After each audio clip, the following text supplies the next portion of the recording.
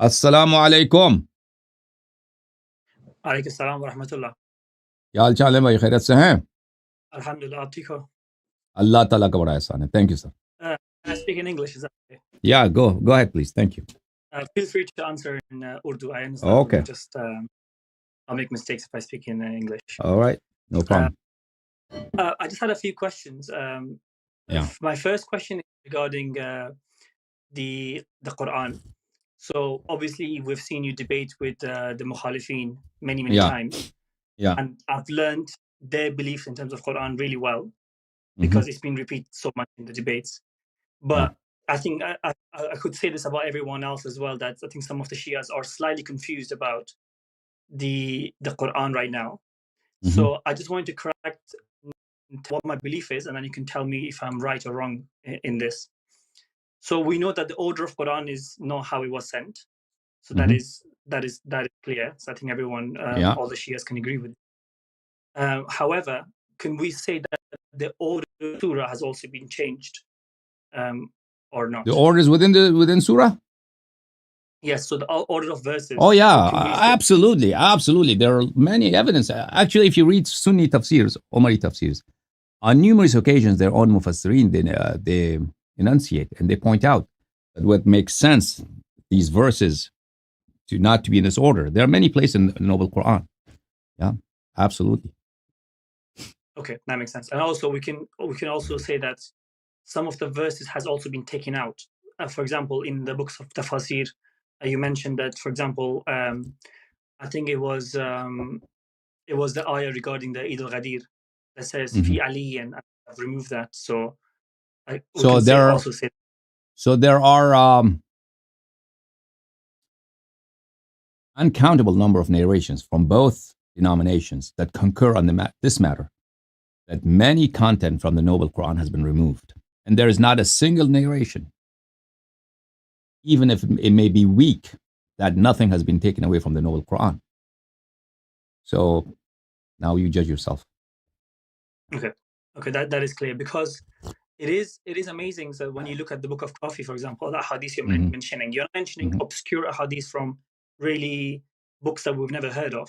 These hadiths Yeah. are very well known, and the Yeah. number of Shia scholars, mainstream Shia scholars, who just come out and say, according to Shia Islam, the Quran is nothing been reduced from Quran, or the order hasn't been changed, is mind-boggling to me. So the Shia scholars are of two kinds. One type, they know the truth, and they're afraid to enunciate it because they're intimidated by the Umaris.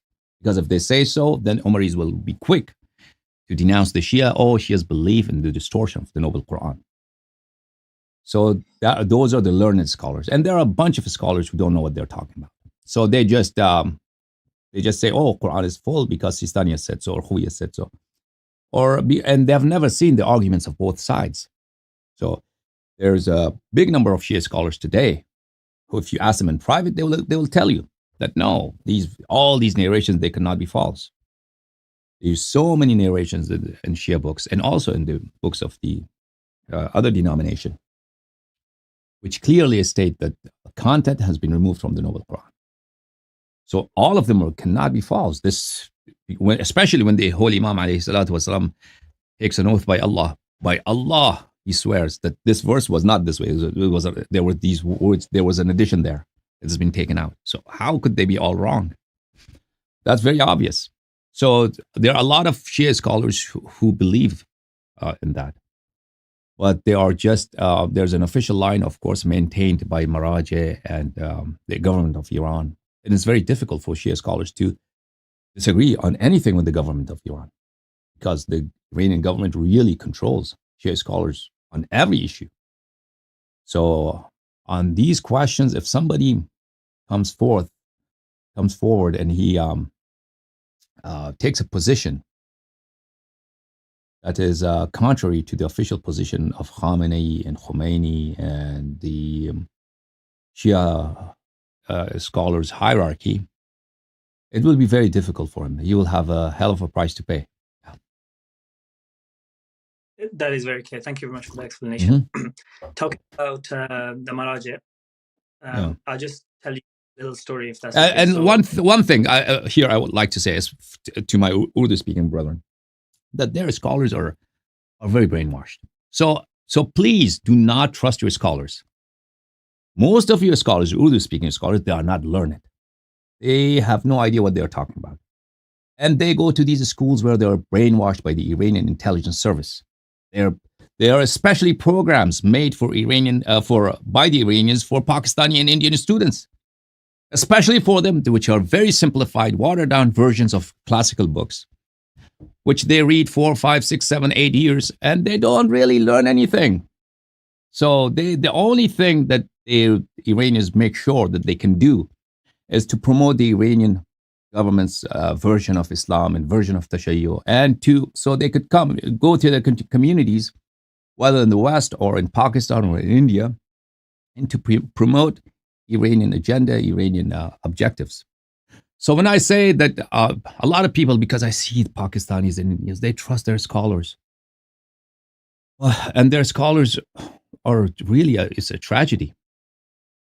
Urdu speaking scholars are very, very weak, and they are brainwashed, and they have a totally different version of Shiism in their heads.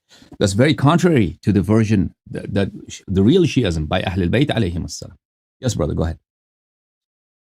Yes, you're absolutely correct. I've had many conversations with my Shia brothers where I live, and people I've spoken to online. I would mention them and show them a hadith regarding a topic, and then what the answer is, well, Sistani has said this, therefore I'm just going to shut my mind and not listen to any what they've said. And I ask them this question: who is your Imam? Are you a Shia of Imam Sadiq alayhi salam, or are you a Shia of Sistani, or whoever the marja might be? And one of the things that happened was that recently I went to Karbala for ziyarat, and I was talking to one of the scholars who were there. And then the topic of the fatwas came. And he told me this fatwa, which some of you might have heard, the audience, and I'm sure you have heard as well, regarding the artificial insemination of a woman. So he said that the logic used by Sistani and some of the other maraja is that if, let's say, a piece of my hair or a floor, if a lady touched hair or dead skin, that is she has not touched a mahram, because it's an external thing. Therefore, they say that because that is allowed, if that instead of hair we have sperm, so if that sperm can go inside that lady, so this is a strange amount we're talking about, and that is also allowed. Hence, the fatwa of Sistani is that if a husband and wife come out, let's say a third person, a man's sperm, and artificially the woman with that. Now, I just ask him this question. With every ounce of my body, I reject this, because this does not feel like Islam. And you can twist it That's a big however you shubha. like. You inseminate a woman, impregnate a woman with another man's semen other than her husband. Yeah. Okay. But you can see the logic that they're using. This way, you can make everything in the world halal and everything in the world haram. Yeah. But because their idol have said it, it is halal. So. Yeah. Okay, brother. May Allah bless you. Any other point? I do have one more question, if that's okay. It's not very important. It's something. So recently, I tried to try to deduce various Islamic topics based on a hadith.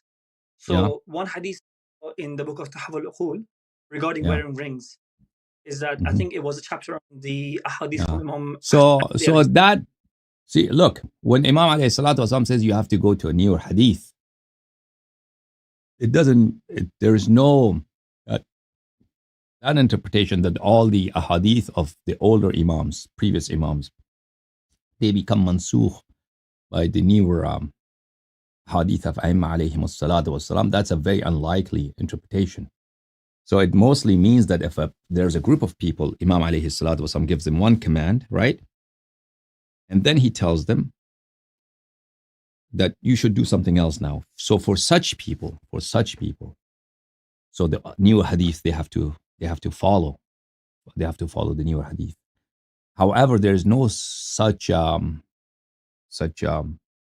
rule that newer ahadith of the latter days Imams, the later generations of Imams alayhim salam, they abrogate and cancel the ahadith of the previous Imams alayhim salatu wassalam. So if Imam alayhi salam says there's the same person or same group of people, you have to do this and later do something else, yeah, of course. On that occasion, the newer hadith supersedes.